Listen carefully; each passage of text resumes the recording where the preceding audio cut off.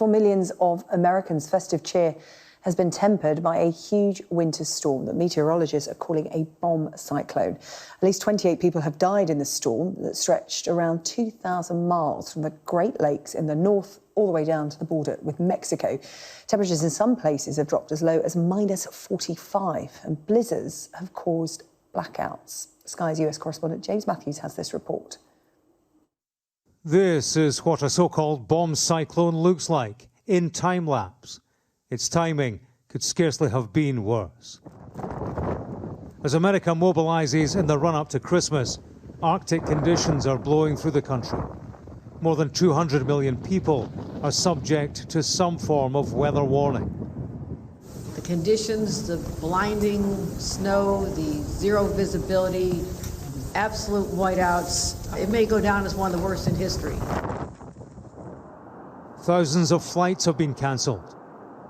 Planes that have taken to the air have had to negotiate stormy conditions. The winds, heavy snow and flooding have stalled travel by land too. This was part of a road washed away in Maine. And this was the scene on the Ohio Turnpike, where several people died after 50 vehicles were involved in a collision. One Ohio sheriff ventured onto Twitter to post a health warning on venturing outside. We got several areas that are still impassable. Stay home, let the plow crews get their stuff done. Deputies worked through the night with zero visibility and darkness, which made things worse. These conditions are causing problems with power. Tens of millions of people are without it as the bomb cyclone barrels through. Would-be immigrants stuck on the southern border are experiencing temperatures rarely witnessed there. In the nation's capital, Washington, D.C., members of the public have joined charities in providing food and clothing to homeless people. They need help, all the help they can get. This is no joke, and it's happening everywhere. These people, they still human. So-called hypothermia shelters have been opened here. Around the country, too, libraries and police stations are doubling as warming centres as authorities scramble to find emergency accommodation. If you don't expose yourself to the elements beyond which you can tolerate, you get in a sleeping bag or under the many blankets they give away in this park or under a pile of clothes. But you got to know your limits. I know we're down in the teens, but I'm not looking forward to sub-zero. Why?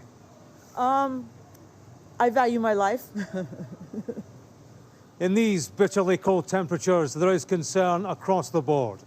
In places with power outages, and there are many of them, people with roofs over their head are being advised to seek shelter, not to assume that without a heat source, they will get through the night. In Maine, trees felled by the Christmas storms forced onto the road a flock of turkeys. What else? What next is the question here, from extreme weather that has brought extreme challenges. James Matthews, Sky News in Washington. NBC News correspondent Jesse Kirsch has the latest from New York.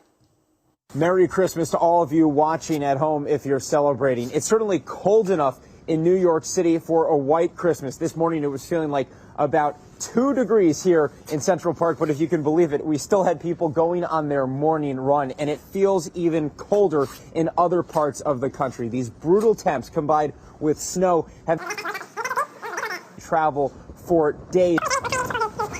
We are not out of the woods yet. That means some people are probably watching our reports in the U.S. not from where they expected. Apologies for that. We seem to have some problems with the sound on that update from New York. We'll bring it to you a little bit later on, more on the extreme weather in the United States throughout the day today here on Sky News.